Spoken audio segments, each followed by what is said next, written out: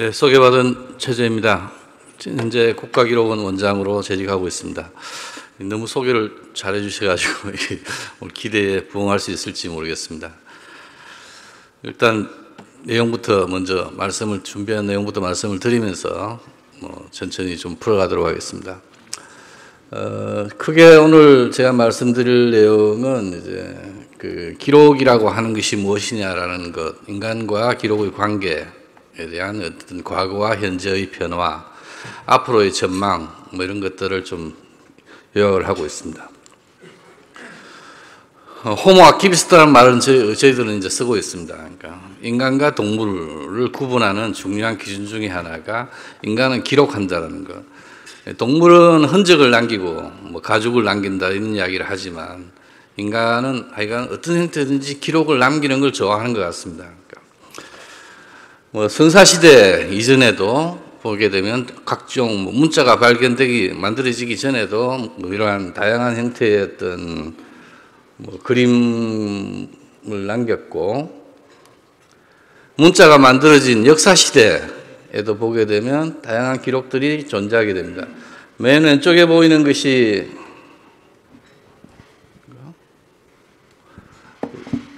메소포타미아에서 함무라비 법전이 수록되어 있는 그런 돌기둥입니다. 저기에 함무라비 법전을 보게 되면 보통 함무라비 법전은 눈에 눈, 이에는 이, 이거로 유명한데 저희들에게 중요한 것은 뭐가 있냐면 그 내용 중에 거래를 할 때, 이제 상업국가였는데 거래를 할 때 찰흙으로 이제 세 개의 어떤 문서를 만들어 가지고 이걸 각자 가지고 하나는 공인인증서에 보관한다 이런 내용들이 있습니다. 그러지 않으면 공적으로 이제 인정받지 못한다 이런 내용이 있는데 흥미로웠습니다. 그다음에 이집트의 문자라든지, 그다음에 이집트 같은 경우도 이제 저 파피루스라고 하는 풀을 갖다가 모아가지고 저렇게 이제 종이로 썼죠. 이러한 문자 이후에 지금은 아시다시피 전자기록들이 워낙 다양하게 나와가지고 디지털 기록, 전자기록이만 나오고 있습니다. 보시다시피 지금 저기 나와 있는 데이터셋들, 그 다음에 각종 SNS도 지금 막 기록으로 이제 관리를 하고 있습니다. 이전에 이제 미국 대통령이었던 트럼프가 이제 트위터를 많이 사용을 했는데 트위터에다가 올려가지고 퍼져놔놓고 그 다음날 자기가 삭제해버립니다. 그러니까 이걸 어떻게 관리할 것이냐, 이런 고민들을 굉장히 많이 하고 있습니다. 요즘에 또 하나의 제 숙제 중에 하나가 이제 메타버스입니다. 저희가 소속되어 있는 행안부를 포함해가 메타버스로 이제 회의를 하겠다라고 하는데 저희들은 걱정이죠. 이제 이렇게 아바타를 중심으로 메타버스로 회의를 하게 되면 이것들은 이 회의의 기록은 어떻게 남길 것이냐. 또 다른 이제 숙제가 저희들은 막 사회는 진보되고 발전하고 있는데 그 뒤에 이제 저희들은 숙제가 이제 하나씩 계속 떨어지는 겁니다. 그러니까 아직까지 답이 안 나오고 있습니다. 지금 현재. 그러니까 고민해야 될 문제이겠죠. 각종 SNS 기록도 마찬가지입니다. 인간은 그렇게 기록을 좋아합니다. 가장 제가 좋아하는 말 중에 하나가 이제 다산 정약용 선생이 즐겨 썼던 말 중에 하나입니다. 이게 쉬지 말고 기록하라. 기억은 흐려지고 생각은 사라진다. 정말 맞는 말 같습니다. 밤중에 이제 자다가 꼭 잘 때 되면 기억이 납니다. 생각이 납니다. 좋은 생각이 떠올라가지고 했는데 아침에 일어나면 다 까먹습니다. 그러니까 기억은 흐려지고 생각은 사라진다. 그러니까 제가 이제 저희 직원들하고도 가장 많이 하는 말이 머리를 믿지 말고 손을 믿으라. 기록을 남기는 것이 결국에는 남는 것이다. 승자가 된다. 이런 말이 될 것 같습니다. 이 정약용 선생의 이 말처럼 기록과 인간과의 관계는 정말 떼어낼 수 없는 그런 중요한 의미가 있다라고 저는 생각을 하고 있습니다. 둔필승총이라고 하는 말도 있죠. 그러니까 가장 둔한 어눌한 어떤 기록이라고 붓으로 쓴 기록이라고 하더라도 그것은 아주 총명한 어떤 사람보다 뛰어나다, 총명한 생각보다 뛰어나다, 이런 말이 되겠습니다. 그런데 기록이라고 하는 것은 특히 이제 저희 같은 연구기록물 보존기관, 아카이브에 보존되어 있는 기록은 이게 본질적으로 권력하고 밀접한 관련이 있습니다. 기록의 등장이라고 하는 출발부터 보게 되니까 권력하고 떼어낼 수가 없구나라는 것을 알게 됩니다. 왜냐하면 최초의 이제 기억들이 신화에서 많이 나왔습니다. 그러니까 신화로 이제 가장 큰 혜택을 본 나라가 그리스가 되겠습니다. 그러니까 그리스하고 전혀 상관없는 다른 유럽 국가들, 민족이나 어느 나 다 다른 유럽 국가들, 심지어 이제 아시아, 아프리카, 저희 나라 같은 경우도 자국의 신화는 몰라도 그리스 신화는 또 다 알고 있습니다. 에우로파가 제우스가 변한 저 소를 타고 크레타 섬으로 넘어가게 되고, 이것이 에우로파 이름을 따가지고 이제 유럽이라는 단어가 나오게 되고, 동양에서 서양으로 문화의 중심지가 바뀌었다는 걸 상징하고 있다. 뭐 이렇게 이야기하고 있는 것이 되겠고, 우상단에 있는 것이 이제 이카루스의 추락이라고 해가지고, 다이달로스하고 아들인 이카루스가 이제 또 신의 경지에까지 올라가려고 하다가 이제 추락한다는 그런 이야기. 그 다음에 뭐 저 황소 미노타우라고 하는 그런 하여튼 뭐 여러 가지 다양한 이런 상상력, 지금까지도 이제 문화의 어떤 자원이 보고가 되는 그런 그리스 로마 신화가 있습니다. 이 그리스 신화가 가장 뛰어난 매력이 있는 점은 일단 재밌다라는 것이고, 또 하나가 신의 이야기인데, 그리스 신화는 보게 되면 신의 이야기가 아니고 사실은 인간의 이야기거든요. 그러니까 인간하고 신하고 관계가 굉장히 좀 가깝습니다. 신은 엄격하고 무섭고 절대적인 존재가 아니라 사람과 똑같이 바람도 피우고 사고도 치고, 단지 인간하고 차이점은 죽지 않는다라는 것, 그 다음에 특정한 어떤 하나의 강한 힘을 가지고 있다는 것 제외하고는 인간하고 똑같거든요. 인간도 뛰어난 일을 나름대로 이루게 되면, 업적을 이루게 되면 하늘에 올라가 별이 되고 또 신의 반열에 올라갈 수 있는 그런 그리스 신화에 굉장히 그런 특징이, 인간적인 인간 문화라고 하는 특징이 있습니다. 그걸 통해 가지고 지금까지도 그리스가 이제 먹고 산다고 그렇게 이야기를 할 수가 있습니다. 이 기록이라고 하는 것은 그 신이라고 하는 신화를 말씀을 드렸는데, 이 신화라고 하는 것은 결국에는 우리 집안, 우리 가문, 우리가 권력을 가지고 이런 힘을 가지고 있는 것이 바로 이전에 누구누구의 후손이고, 그렇게 연결되어 있기 때문에 나의 어떤 지금 현재의 권력은 타당하다라는 것을 보여주는 이야기입니다. 결국은 너희들하고는 다르다. 나는 지배자로서의 권리를, 정당성을 가지고 있다는 이야기입니다. 그런데 이게 기록이 아니고 기억이거든요. 그러니까 신화니까 당연히 사실은 아닌 이야기지 않습니까? 그러니까 그러다 보니까 사람들이 기록을 통해서 그 신화의 정당성을 계속 추구하게 됩니다. 그런데 기록이 없으니까 그 의심을 계속 받게 되는 거죠. 종교도 마찬가지입니다.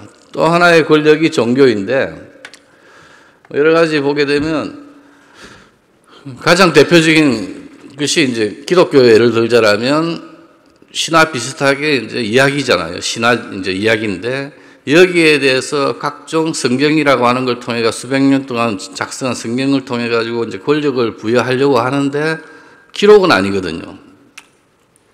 그러니까 그러다 보니까 여러 가지 문제점이 나타나게 되는데, 대표적인 것이 바로 콘스탄티누스의 기정장이라고 하는 것입니다. 로마 교황이 정신적인 지도자인데 교황청이라고 하는 땅이 있습니다. 세속적인 영지가 있습니다. 이 교황청은 도대체 어디서 나온 것이냐? 그래서 기독교에서는 이 콘스탄티누스 황제가, 로마의 콘스탄티누스가 기독교를 공인하면서 땅을 떼어줬다는 겁니다. 그러니까 교황에게 땅을 줬다는 거죠. 그래서 기정장을 만들었습니다. 기정장이 있습니다. 이게. 그런데 바로 이게 1444년에 로렌조 발라라고 하는 르네상스 시대의 학자에 의해서 이 문서가 위조되었다라는 것이 이제 밝혀지게 됩니다.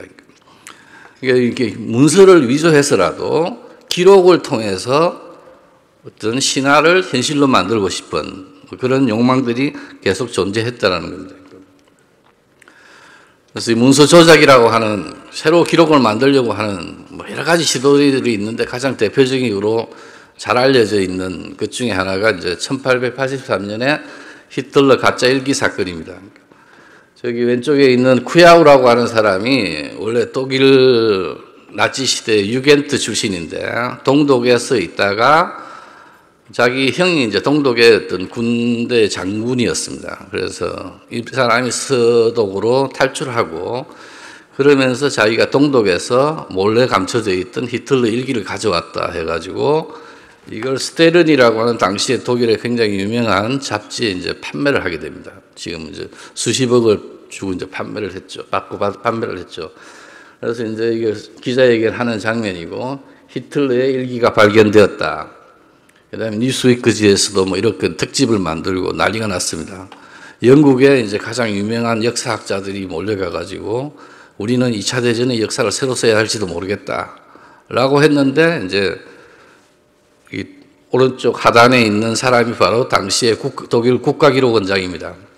검찰하고 같이 나와가지고 이 문서는 위조된 것이다. 이 기록 일기는 위조된 것이다라고 밝혀가지고 뭐 사건이 하여튼 하나의 우습게 이제 끝나버렸는데 이것이 중요했던 이유는 뭐냐면 독일이라고 하는 나라가 2차 대전 이후에 나치의 범죄에 대해서 반성을 하고 독일 총리가 폴란드에 가지고 유태인 무덤에 절을 하고 무릎을 꿇고 진정으로 반성하는 모습을 보였는데 실제로는 이 사건을 통해서 나타난 것이 뭐냐면 독일인들의 마음속에는 아직까지 히틀러에 대한 향수가 있더라.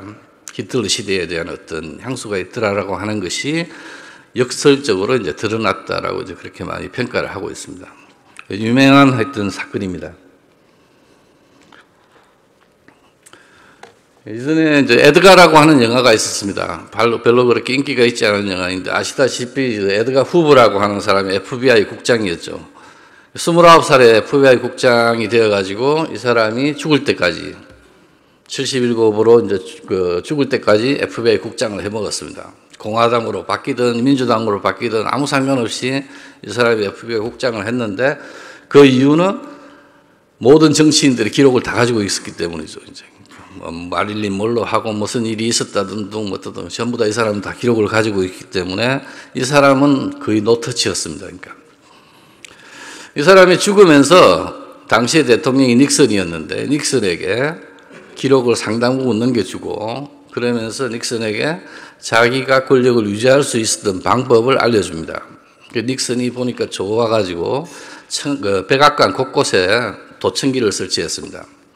그래서 누가 뭐 딴짓하는 놈이 없는지 자기 비방하는 사람이 없는지 도청기를 설치했는데 이 도청기에 하필 워터게이트 사건에 대한 대책이라든지 이런 것들이 다 녹음이 되어버려가지고 결국에는 미국 의회에서 74년에 그 닉슨의 백악관에 있는 그 기록, 도청했던 그 기록만, 당시까지는 미국 대통령 기록이 개인 소유였습니다. 국가 소유가 아니고.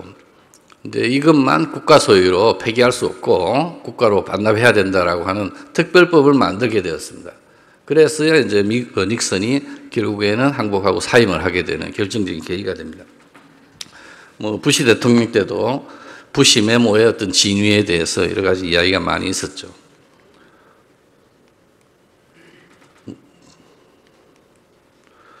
또 하나만 더 말씀을 드린다면 기록이라는 게 국제적인 정세에도 굉장히 큰 영향을 미칩니다.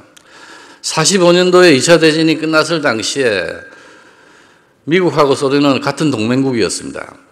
물론 그 전에도 이제 계속 어르렁거리긴 했지만 체제가 완전히 다르기 때문에 같은 형식적으로 동맹국이었는데 45년이 끝나자마자 바로 그 전에 먼저 말씀드릴 게 45년 4월 달에 독일이 항복을 했는데 거의 이제 독일의 패망은 결정된 것이고 누가 베를린에 먼저 그 국기를 꼽느냐.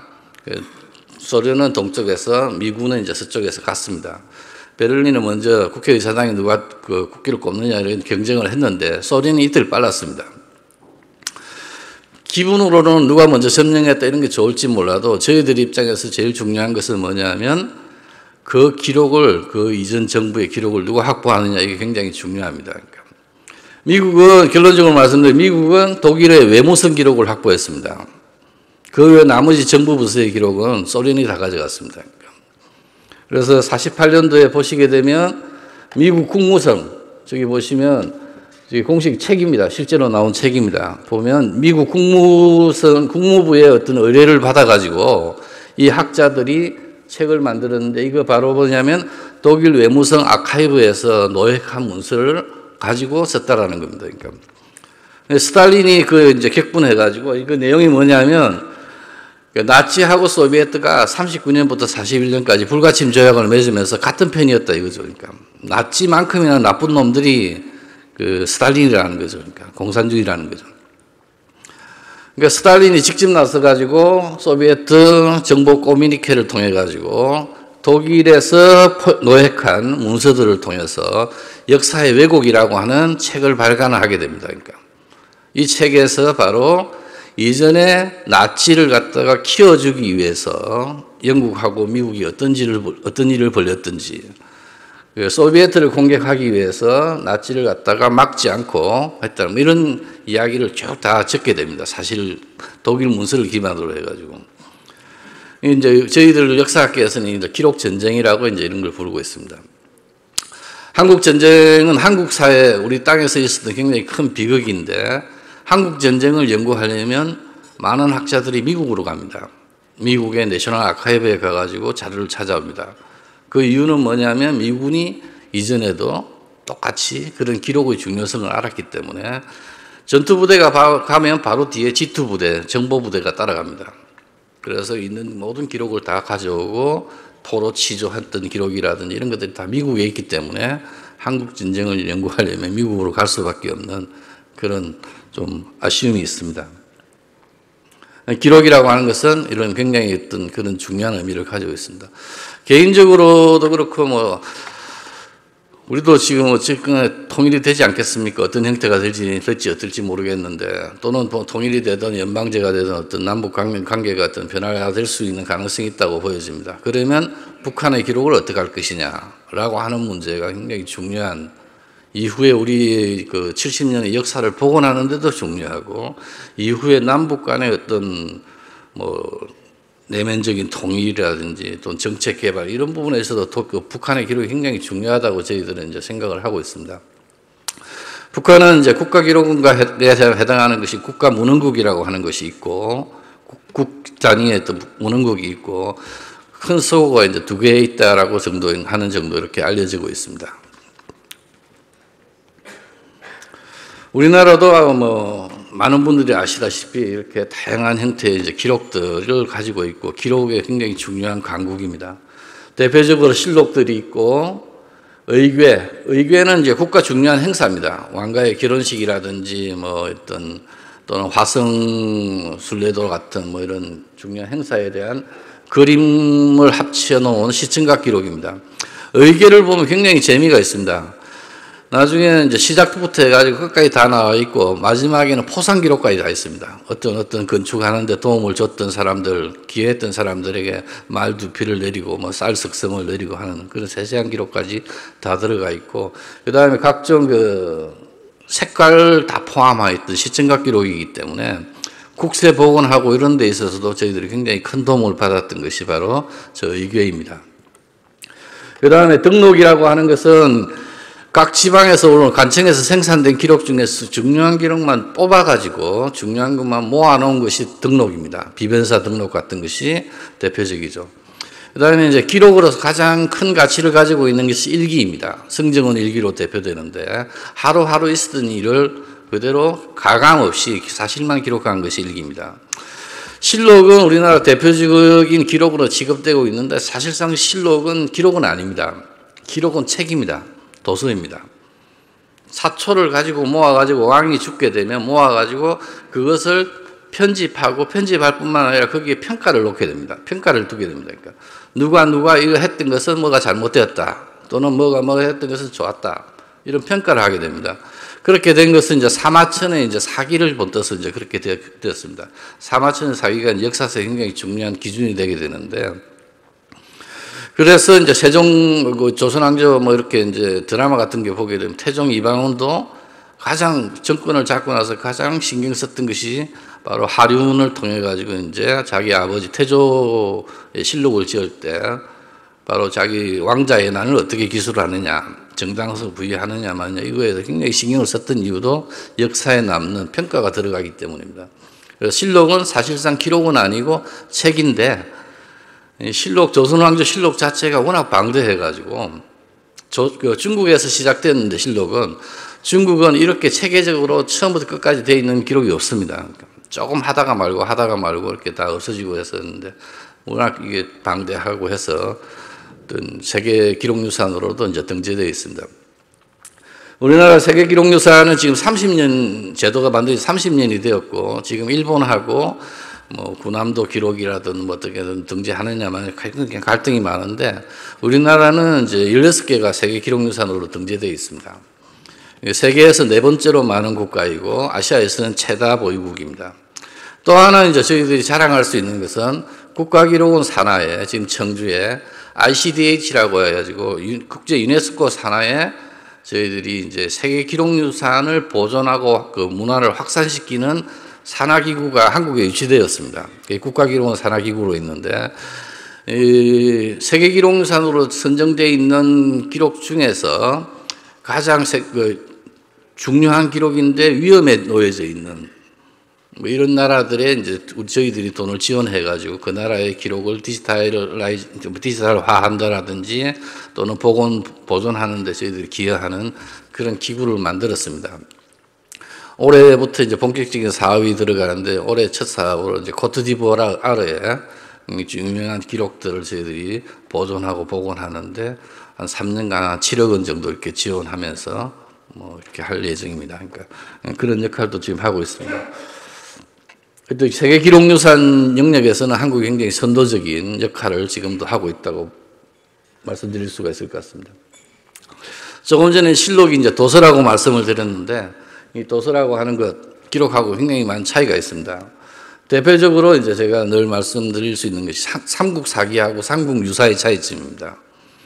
그러니까 원래 기록은 다 사라졌겠죠. 이제 다 김부식이라 이런 사람들이 뭐 보고 했던 기록은 다 사라졌고 이제 책만 남아 있는데, 김부식은 그 신라의 적통을 믿는 그런 유학자입니다.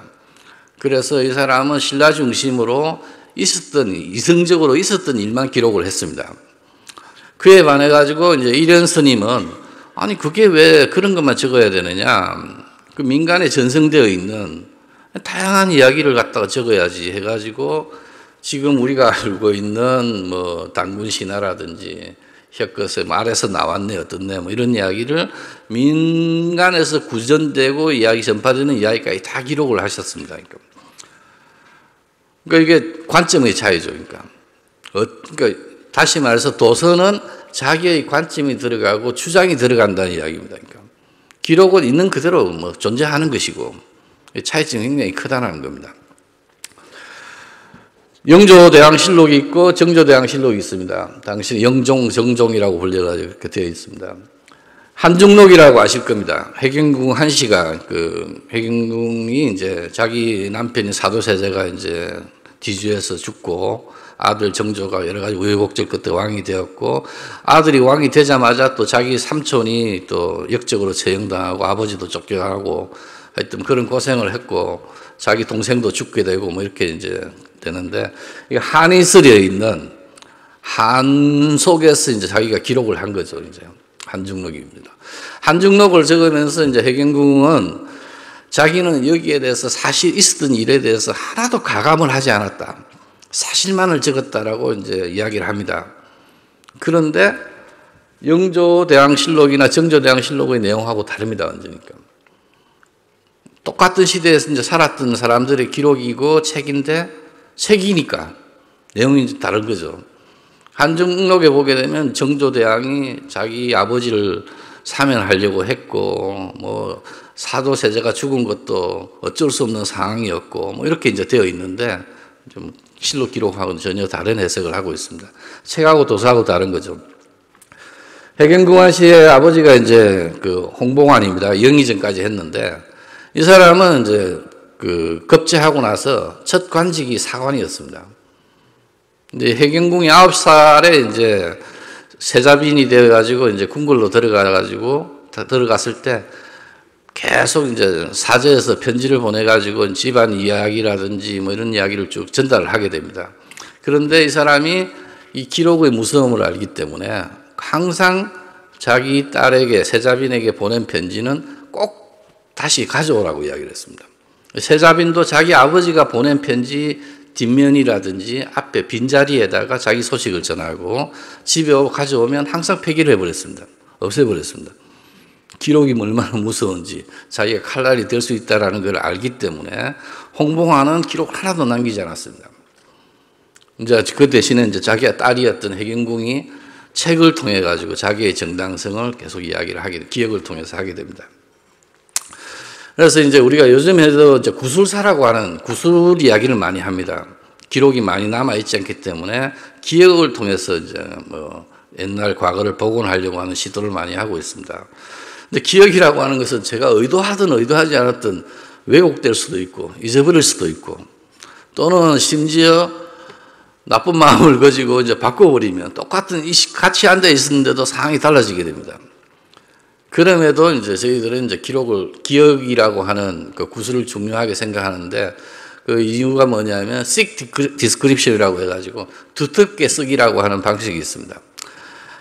두 사람이 붙어가지고 이제 네가 맞다, 내가 맞다 이렇게 하면 해결이 안 되지만 많은 사람들의 기억을 좀 더 풍부하게 많이 모아놓으면 두텁게 쓰기를 하게 되면 그래도 사실에 좀 더 가까워진다라고 해가지고 그런 두텁게 쓰기라고 하는 것을 사용을 하고 있습니다.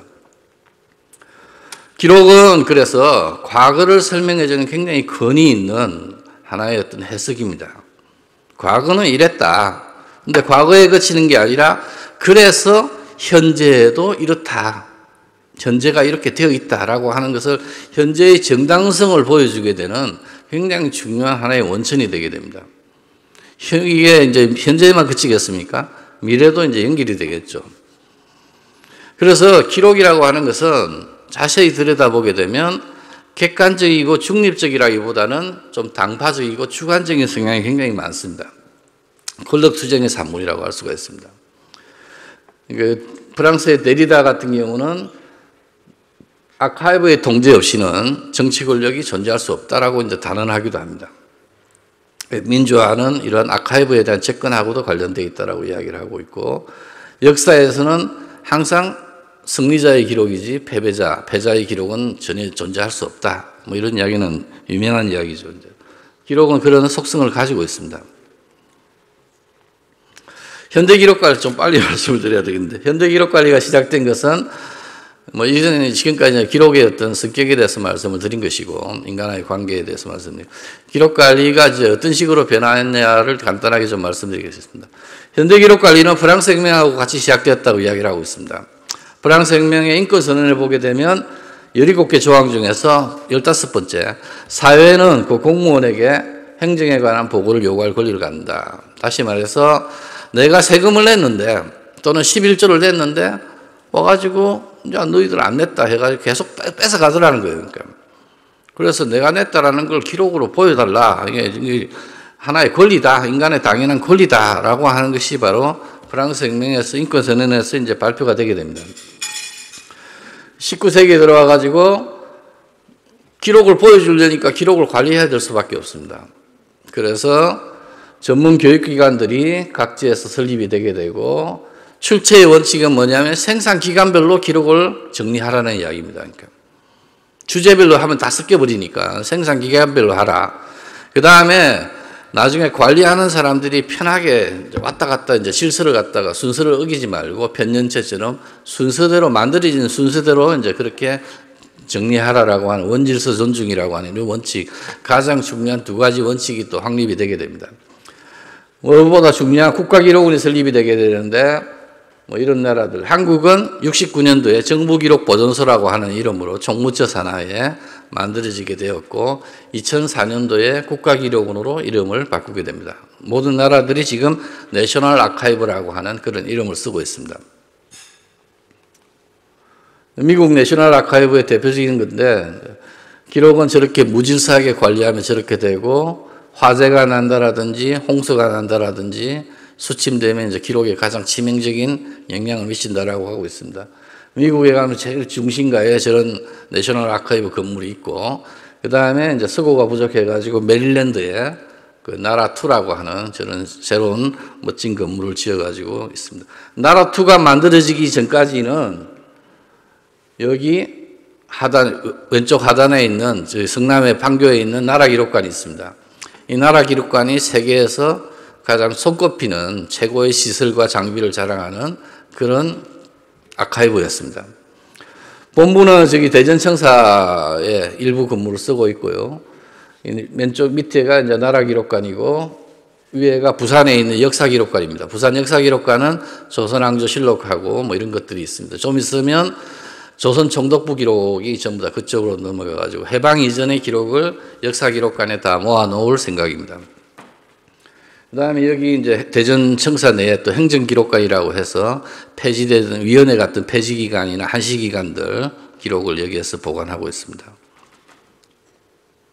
저희들 혹시 나라기록관 방문하실 계획이 있으시면 이사장님께 말씀을 드렸었는데 저희한테 연락을 주시면 저희 못 들어가는 서고까지 한번 들어가 보실 수 있도록 그렇게 조정을 해드리겠습니다.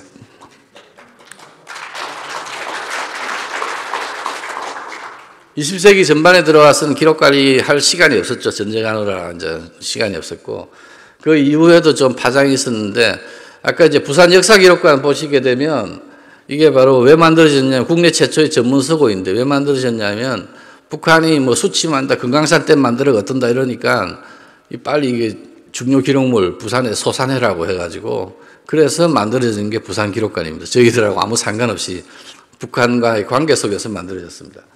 서울시 문서보관소도 이제 서울기록원이 지금 만들어져 있는데 이전에는 어디 있었냐면 청도에 있었습니다. 서울기록이 왜 청도에 있었느냐? 바로 정부 소상계획에 따라서 그렇게 가 있었습니다. 60년대, 70년대 들어와가지고 아카이브가 보니까 이제 부자들, 권력 있는 사람들 기록만 있고 정부 기록 보고서에 가보니까 일반인들의 기록이 너무 없더라라고 하는 이야기들이 등장을 하게 되고 이 기록도 조금 더 이렇게 민주화돼야 되지 않느냐. 보통 사람의 기록들이 들어가 있어야 되는 거 아니냐. 왜 특별한 사람들의 기록만 그 내셔널 아카이브에 있느냐. 이런 이야기들이 등장을 하게 됩니다. 현재 21세기에 보시게 되면 이게 사회의 변화에 따라서 기록도 변화한다는, 기록의 관리에 대한 어떤 측면도 변화한다는 말씀입니다. 지금 현재 21세기에는 뭐 세계화, 지구화, 그 다음에 신자유주의, 뭐 이런 시대라고 이야기를 하고 있습니다. 그래서 20세기하고는 다르게 이제 21세기에는 이 마이너리티 문제, 그 한 사회 내에서의 어떤 소수자와 다수자의 어떤 관계 설정이 굉장히 중요하다라는 이야기가 많이 있습니다. 그래서 뭐 이런 다양성이나 관용이나 상호이해 이런 역할을 요구한다라고 하는데 여기에서 기록 관리가 공헌을 해야 된다라고 이야기를 하고 있습니다.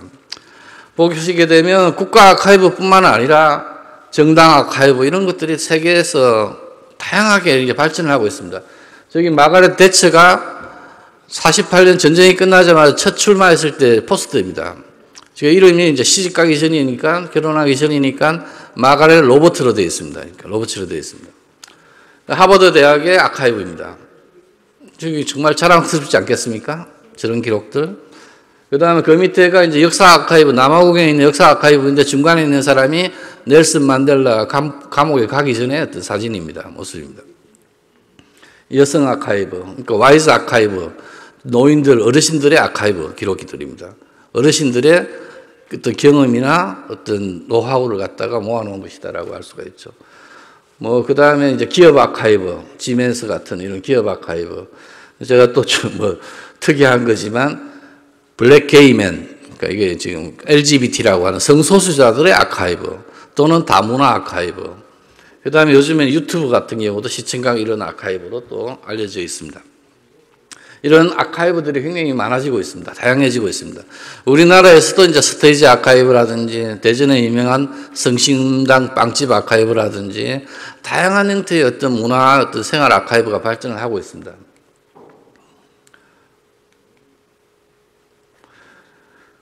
아마 PC에 저렇게 이제 포스트잇 많이 붙여놓으신 분들이 있을 겁니다.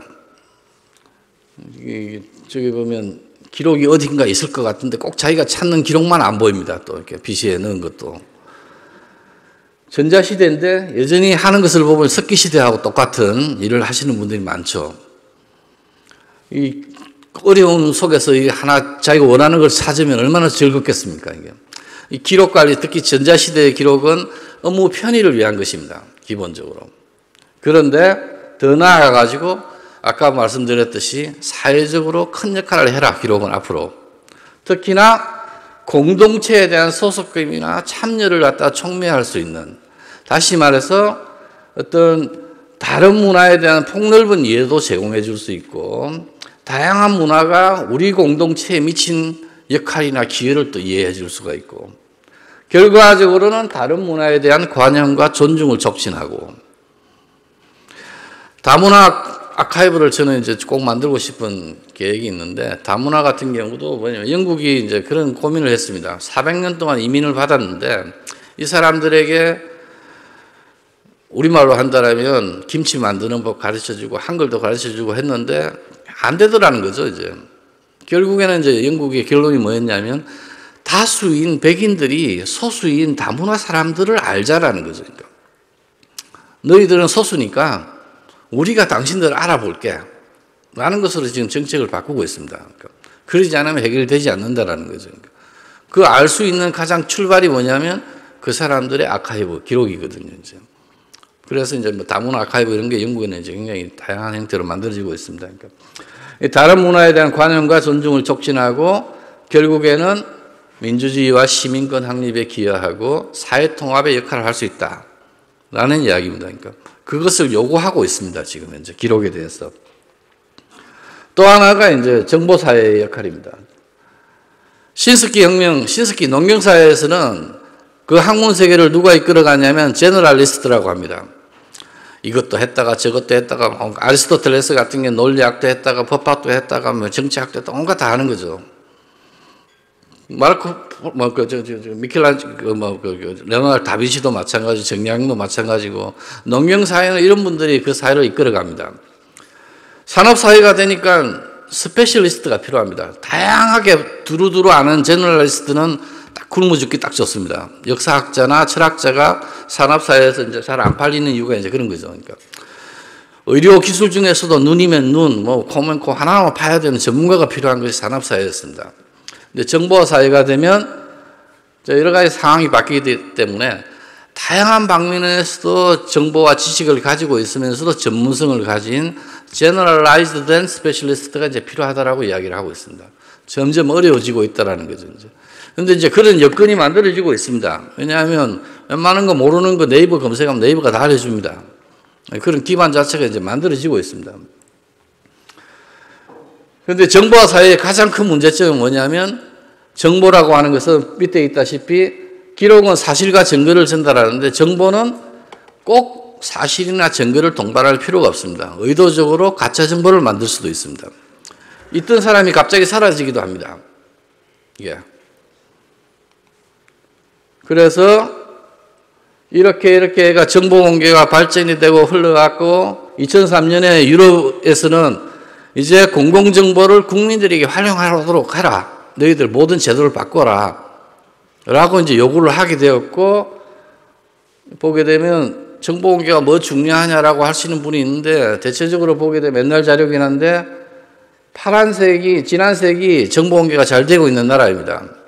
녹색이 법은 만들었는데, 지금 시행이 되고 있지 않은 나라들입니다. 노란색이 앞으로 법 만들어 볼게 라고 하는 나라고, 하얀색은 전혀 만들 생각이 없는 나라들입니다. 그 나라의 어떤 경제 발전이나 수준을 대체적으로 보여주고 있습니다. 한국도 2013년부터 해가지고 공공정보를 국민에게, 공공 데이터를 국민이 활용할 수 있도록 하겠다라고 지금 하고 있고, 지금까지도 엄청난 예산을 들여가지고 이 부분에 이제 많은 투자를 하고 있습니다. 중요한 것은 이 공공정보나 공공 데이터를 가지고 어떤 특정한 산업에 좀 나오든지 또는 복지에 기여를 하든지 이런 것이 좀 나오면 좀 더 이게 좀 가속화되지 않을까 이렇게 생각을 하고 있습니다. 이렇게 기록을 통해서 어떤 정보사회의 역할을 해라. 기록과 데이터를 통해서 경제나 복지의 어떤 시민생활에 기여하도록 하라라고 하는 것이 현재 전 세계 기록 관리에 부여되어 있는 하나의 임무이기도 합니다. 아카이브는 또 하나 이제 제일 중요한 것이 문화기구로서의 역할입니다. 그런데 문화 아카이브가 문화기구라고 하는 것을 부인합니다. 그렇게 생각을 하지 않고 있습니다. 그런데 세계 3대 문화기구 중에 하나가 이제 아카이브입니다. 그렇게 인정을 받고 있습니다.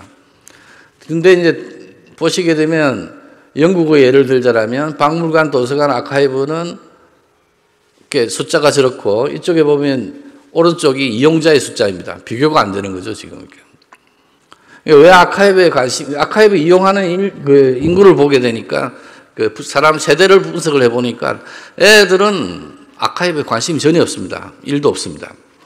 아카이브 주로 이용하는 분들은 은퇴 연령에 계신 분들, 자기의 가족사라든지 또는 지역사, 우리 동네가 어떻게 변했고 집안이 어떻게, 이런 거 보시는 분들이 주로 이제 아카이브를 많이 이용을 했었죠, 지금. 그래서 이제 뭐, 아카이브 왜 안 가냐라고 분석을 해보니까 그냥 특별한 이유 없이 안 간다라는 게 이제 가장 많은 대답이었습니다.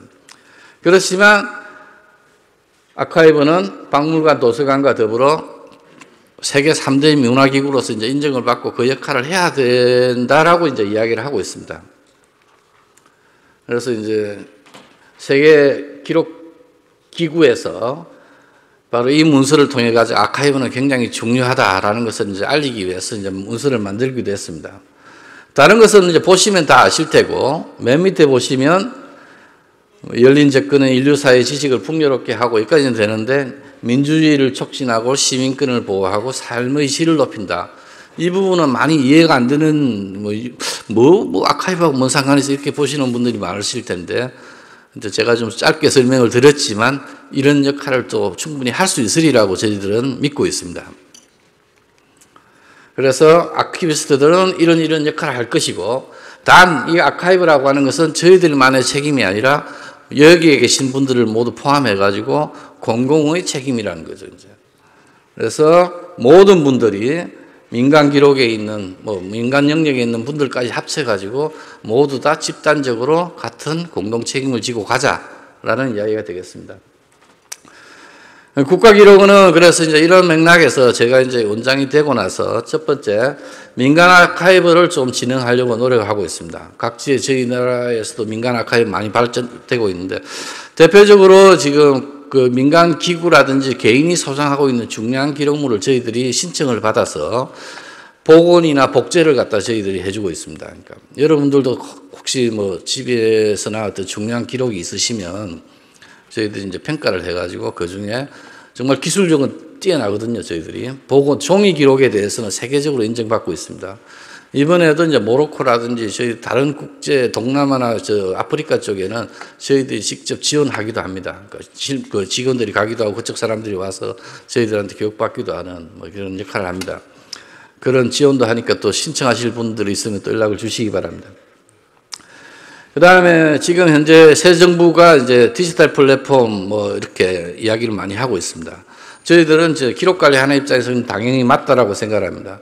지금 이제 정부에서 이제 사실상 전자문서는 관리를 좀 하고 있습니다만은 그 아날로그 말고 디지털 시청각이라든지 데이터셋이라든지 웹이라든지 이런 기록들을 통합적으로 링크하면서 관리하는 것은 아직 부족합니다.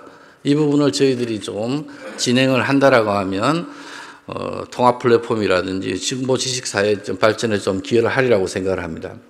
그 다음에 이러한 자원들, 국가기록원이 한 1억 1,000건 정도의 이제 기록을 가지고 있고 매년 한 300만에서 400만 건 정도의 기록을 저희들이 받고 있습니다. 공공기관으로부터. 그런데 그 중에 이런 기록들을 싱크로닉, 공시적으로 또는 조선시대부터 지금 통시적으로 아나크로닉한 이런 분석을 통해 가지고 결합을 통해 가지고 새로운 정보를 좀 창출하고 이걸 국가 시민 사회에 저희들이 제공하는 것을 역할을 하려고 하고 있습니다. 이전에 이제 아키비스트 국가기록원은 역사가의 어떤 시녀들, 원하면 탁 책상에 앉으면 기록 딱 보여주는 역사가의 시녀라고 이제 불리기도 했습니다. 사회기억의 구축에서 이제 투명인간으로 불리기도 했습니다. 그렇지만 저희 지금 현재는 좀 주역까지는 아니더라도 하나의 어떤 책임 있는 구성원의 일원으로서 국가 사회에 당당한 역할을 하려고 이런 역할을 하려고 좀 노력 중입니다. 그래서 제가 좋아하는 구호 중에 하나가 이전에 우리가 확실했다라고 믿는 것 중에 지금도 확실한 것은 하나도 없다.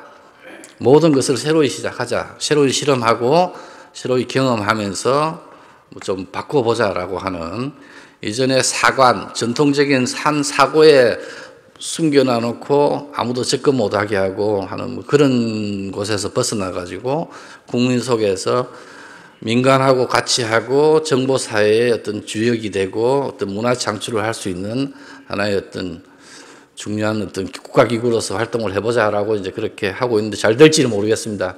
많은 성원과 어떤 기대를 해주시고 또 적극 참여해 주시면 언제든지 환영하겠습니다.